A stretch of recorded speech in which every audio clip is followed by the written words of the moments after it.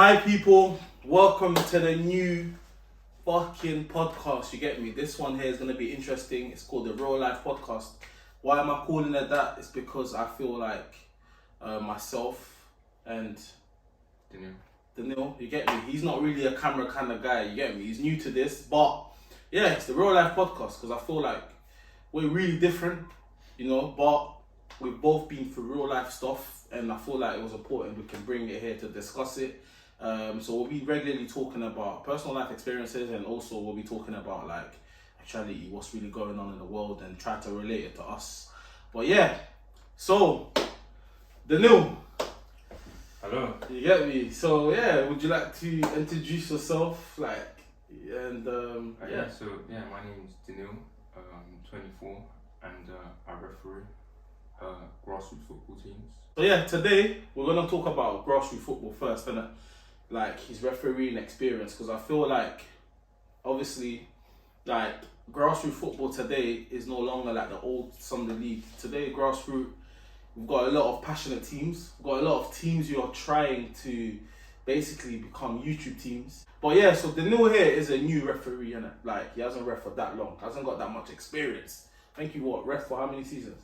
The last season was my first season, so yeah, it's been about 1 year now. Let's talk, because obviously before Daniil got his badge, yeah, he came to referee a very important game.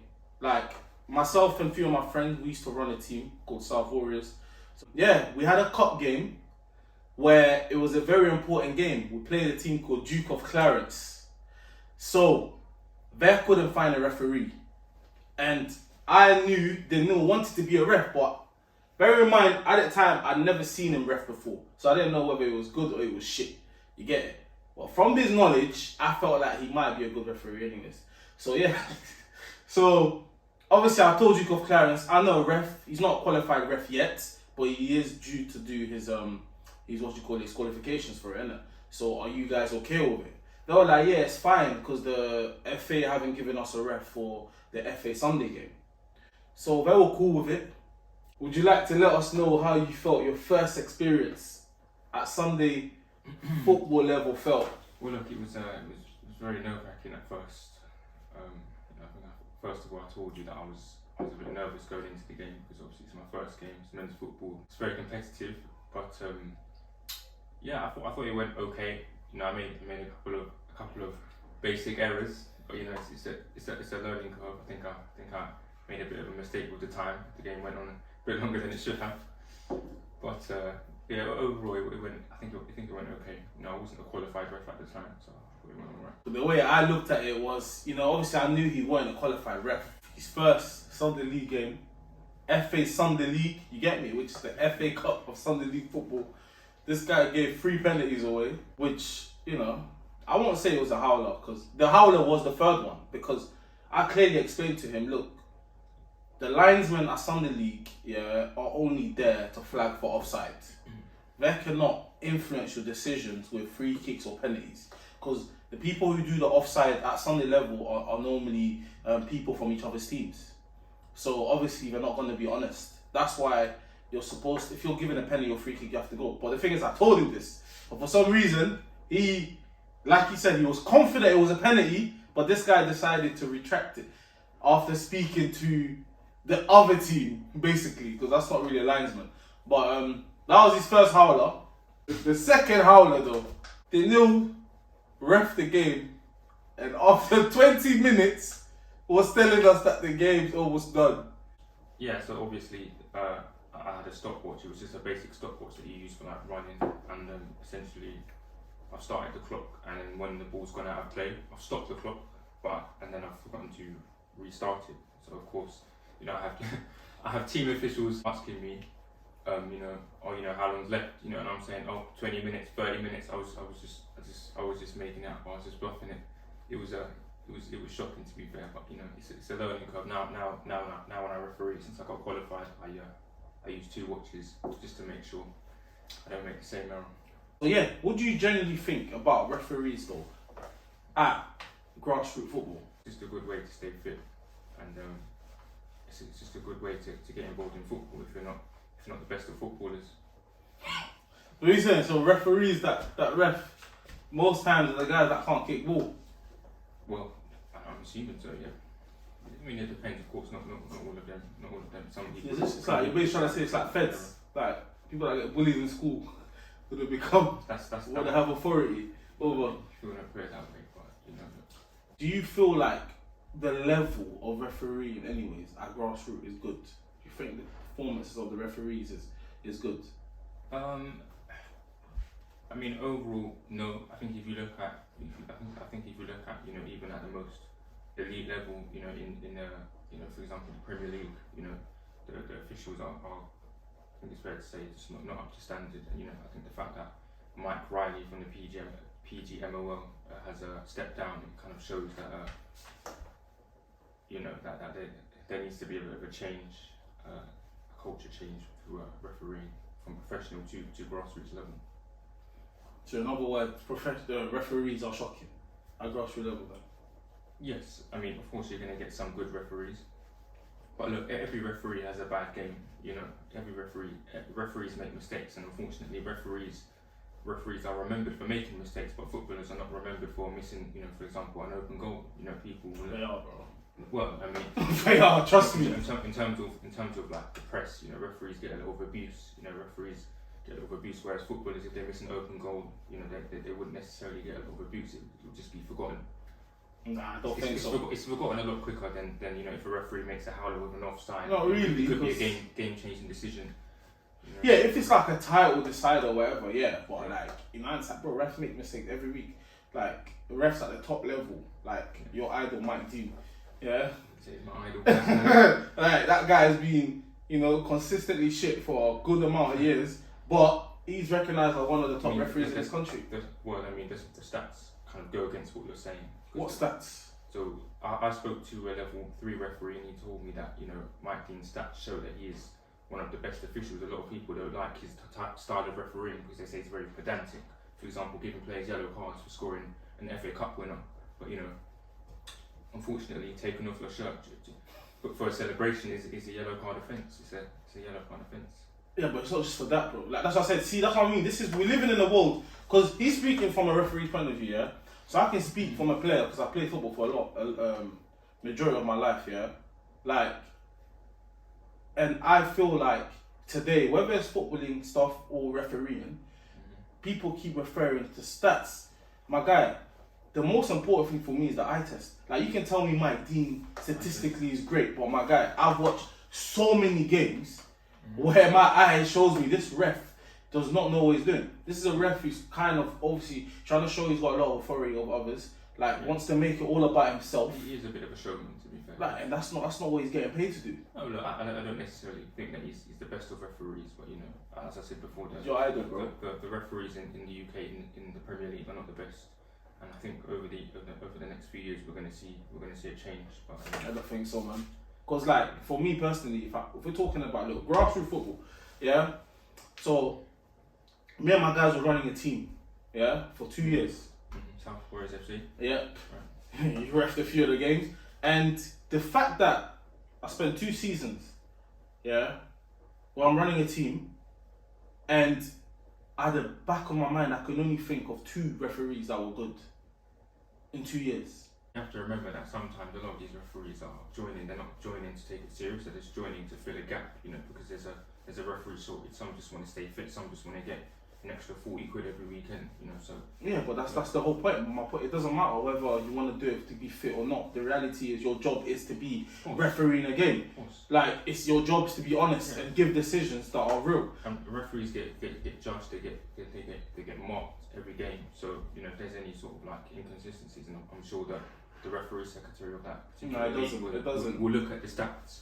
If they don't, because like you said, there's a shortage of referees, so you're due to see the shit referee again. Do you know what I mean? For 2 seasons we complained. There was refs that we've said we no longer want to see. Like, there was only 2 good refs that were actually decent, and both of them were called Martin. Like, funny enough, yeah.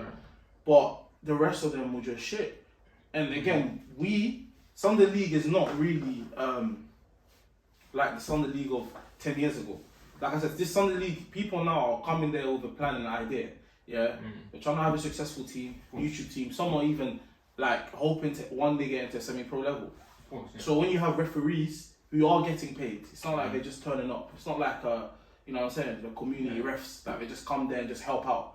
These guys are getting paid to referee. They're basically making teams lose points, which is affecting the future of their clubs. Like on a consistent basis. It's not even like it's just a one-off. Like it was going week after week after week after week, and you can complain to the leagues all you want. Like I said, I remember we played Belmont, yeah? So at the time, Belmont and us were fighting for, you know, we were still in contention fighting for top 2. First place was still there, but it was going to be hard. And that referee literally did not understand football. And he was so shit that both teams said, we don't ever want to see you again. And do you know what he said to us? He's like, well, you're going to have my brother next week. He's even worse than me. You understand?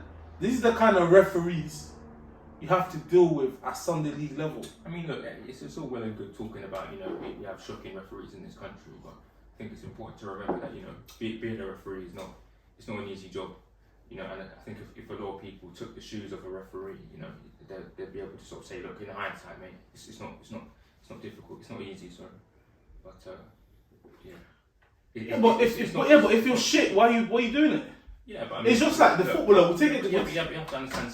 You don't get the same referee every week. That same referee next weekend, he could have had a fantastic game. We had that referee. No, because that ref was shit. There's teams in our league who, that's what I say. It's not like Sunday League. It's not hard. Like in the leagues, you know, like you can already see when a ref comes. Like the other teams are like, oh my god, not this shit ref. Like already, like people already know. There's a reputation. Yeah, but a lot of you have to understand. As I said, it's not an easy job. You know, there is a lot of pressure, and you're gonna get some really bad referees, and you're gonna get some. So don't do it. If you're really bad, go and referee in like a over 60 league or something, where man them are walking. Because to me, it's just like football. There's no difference. If the player is shit for the level, I can understand where you're coming from. Why is he there? Like it's the same thing. If you can't handle that level of Sunday League, I think the Metropolitan Sunday League is not very good in terms of referees. I think if you go to other leagues in South London, like the Bromley and Orpington Sunday League, I think the referee level, the referee sort of standard is. Yeah, but you're saying that, but it's capped because we've had cup games, where it's the FA that assigned us the referee, bro. Okay, well, I mean, as I said, the referee standards in general, I don't think are very good. But I think the most important thing to bear in mind is that being a referee it's not an easy job, mate. I said it's not an easy job, mate. So don't fucking do it then. You get me? I mean, look. If you can't handle the pressure, don't do it. But a lot of the time you'll have you know the ref secretary of the league that will say, look, you know you didn't get a good mark in this game, you know, but look, just go again next game. You know, I understand for the teams it's very frustrating because they're trying to get somewhere. You know, a lot of these teams are trying to do this whole YouTube thing. You know, so I do understand it. But listen, mate, you know, it's not an easy job. But for me, it's an excuse, bro. I understand where it's not easy. It's not easy for us lot to run a team. I think a lot of referees as well. They don't get provided their scores every game. So I think if some referees did, then they may look back and say, look, bro, when we rate it, they can see. Well, I've been rated before now. You don't get given the results. Refs will know from the team's responses that, you know, they're not happy. You know, I've had referees come up to me in my face shouting at me, you know, you're a shit ref, you know, you lost control the last 10 minutes, you know. But look, it happens, you know, it's just part of the game. But in my opinion, I think that the standard of refereeing, it definitely does need to improve. But how do we improve it, you know? Because you can't just say bringing good referees. Because as you said, there's a referee shortage, and there's a referee shortage because not a lot of referees want to be referees. And why do people not want to be referees? You know, that's for the FA to sort that out. People don't want to be referees because referees receive a lot of abuse. You know, the IFAB recently approved the FA to start using body cameras from grassroots level as a trial. You know, because the level of abuse referees receive is crazy. You know, and it does affect referees' mental health. And a lot of referees end up quitting before they even get qualified because it's, you know, there's a shortage. But it's like, why would I wake up at 9 a.m. in the morning when I'm gonna get people in my face telling me to F off? Why are you shit though? That's it. You can flip it. Look, you can flip it both ways. At the end of the day, people are people. You know, of course, people shouldn't receive that level of abuse. Yeah, abuse. I'm not down for. Like, you shouldn't really be threatening refs, but Right. I'm saying at the same time, because I remember our league had a meeting, yeah? So someone had to represent each team. And it was to do with the referee. And again, as much as we agreed that refs should not be threatened and stuff like that, you flip it as well the other way. We are tired of having shit referees, bro. I mean, but you look at that, but you can say that, but it's like it's either that or you get your own official, and that official is most likely going to be biased. Some of these referees are so shit that they look biased anyways. But it's like I just want a good referee, a decent, not even good. I think every referee receives abuse at some point in the game because as you said, a lot is at stake in this day and age with grassroots football. It's a lot more competitive than it was, many years ago. I'm sure you can agree.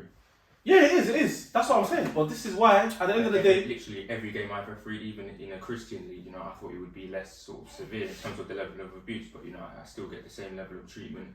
I get people, I went into the dressing room. I have people slamming the doors in my face, because they're not happy with the decisions I've made, But you have to sort of take it on the chin because it's not personal. It's just, some people just don't like your style of refereeing. But it's part of the job, isn't it? You just have to go. Yeah, you just have to go again next week. I'm going for promotion this year. Hopefully, I can get to the next level. Why you rolling your eyes for? And also, you have to remember as well that the linesmen we have at grassroots level are not qualified. So it makes our job even harder. Sometimes you may not see the ball to go out of play. You may not even see where the ball is. So it's not easy. And if these professional referees did not have linesmen, then they get professional linesmen, and they were team officials, the game would just be crazy at the highest level. I mean, it already is quite shocking in terms of officiating. This is the whole point. But I personally feel like if I was at that level, I wouldn't be that bad because I've seen some of the decisions that have been made, and it is quite shocking, especially with VAR in this day and age. But when I watch the Premier League, it needs to improve a lot. It's terrible, especially Lord Mike Dean, your idol. Like, it's good he's retired, mate. I wouldn't say he's my idol. Well, I mean, he's going to be the VAR. He's going to be in the VAR. And what's going to have Mares next year? Well, yeah, even the VAR, the PGMO, I'm getting that wrong. I don't understand how with VAR you're making mistakes. For example, I think I remember for Man City there was a blatant handball by who is it? Sorry, it was a Man City player against Everton. Oh yeah. I don't know how the referee. That was mad still. I think it was Chris Kavanagh that was in the box. I don't know how he missed that. Listen, I'm not here to defend Mike Dean because I think some of the decisions he makes is, are quite shocking, and he does have that bit of a showman, like it's all about him kind of mentality on the pitch, which isn't. It doesn't work. Which isn't good, but he's in charge of the game. Yeah, but it's that thing, isn't it? I think some people say, if he wasn't a referee, he'd be a bailiff because he lacks that kind of. Lacks that kind of authority on the pitch. As the cameras are on him, when he gives a penalty, it's just a showboat, isn't it? In terms of like the standard of refereeing, it definitely needs to improve. I mean, I don't know what these referee observers are marking these referees with, but yeah, there definitely needs to be an improvement. What do you aim to become a highly qualified ref? Maybe one day. At the moment, is it a passion? I just take it.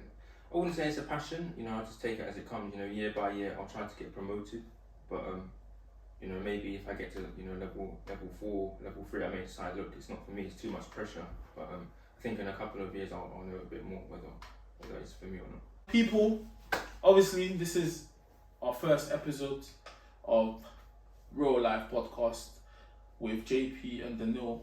Let us know what you guys thought of it. Do you agree with the referee's point of view, or do you agree with a former player's point of view? Put in the comments. Don't forget to like, comment, subscribe.